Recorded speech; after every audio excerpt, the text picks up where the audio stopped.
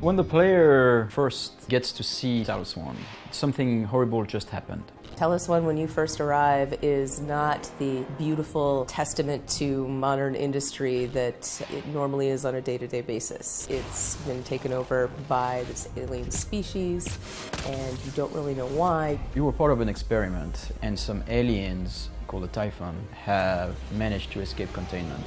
And so, obviously, it's going to be a tough time for people on board. If you imagine the outbreak as this like wave, the player's just moments behind the wave. And because of that, you'll find people that are still alive and they're like, Morgan, what is happening? What are we going to do? How are we going to get off the space station? Talos I Space Station is an amazing sandbox. We have a huge diversity of locations, from things that feel like corporate offices, dormitories, industrial areas. Then you can go outside the station and float around in zero-G. I mean, it's just really cool. And we have spaces inside the station that have zero-G.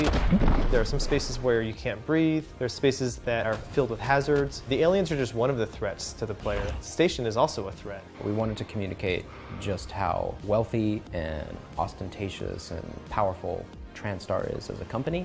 It's a private company. They're not going to be like stripped out utilitarian, especially if they want to attract all the brightest minds up there. The materials that you find are very uncommon to what you would expect in space. It just goes to show that they spared no expense to ship the marble and the wood and the gold up into outer space.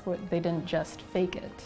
We also went over the top in terms of size and volume of that place, because that's the ultimate luxury, right? When you have a space station, you have like a lot of space just here to impress the visitor. It's not all the shiny veneer of the corporation, right? The space station is built in layers, kind of like an onion, and the closer to the center you go, the more you get to the actual reason why the space station is there. You get to the laboratories and the secret stuff they don't want everyone to know about.